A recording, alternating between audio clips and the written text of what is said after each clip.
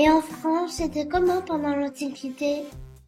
Eh bien, dans l'Antiquité, notre pays se nomme la Gaule. Mais avant de s'appeler la Gaule, notre territoire est occupé par des hommes et des femmes du Néolithique.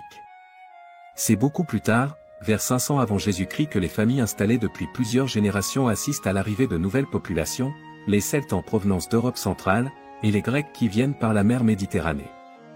En se mélangeant, tous ces peuples adoptent un même langage, un même mode de vie et une même culture. Ce territoire peuplé par les Celtes s'appelle la Gaule, et ses habitants, les Gaulois. Les Gaulois ne forment pas un peuple uni, il y a plusieurs tribus.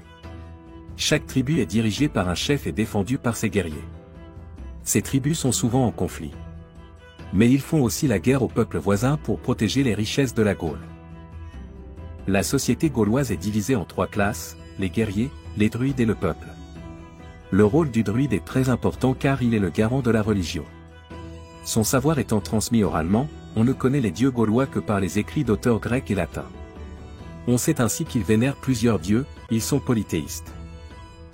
Le peuple vit dans des maisons en torchis qui s'organisent en villages. Pour se protéger de l'ennemi, ils construisent des oppidas, ce sont des villes fortifiées, entourées de fossés. Le plus grand était celui de Bibracte, en Bourgogne, chez les Édouans.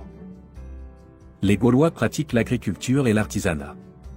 Ils produisent ainsi du blé, des céréales, du vin, et confectionnent des outils, des armes, des bijoux, et des céramiques qu'ils vendent aux pays voisins.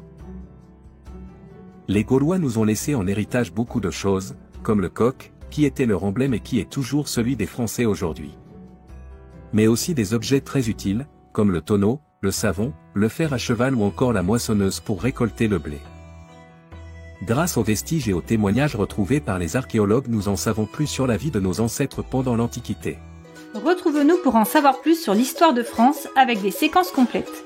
La vidéo, la fiche de préparation, le questionnaire, les exercices, la leçon et l'évaluation. Utilise les liens dans la description ou directement sur passeeducation.fr.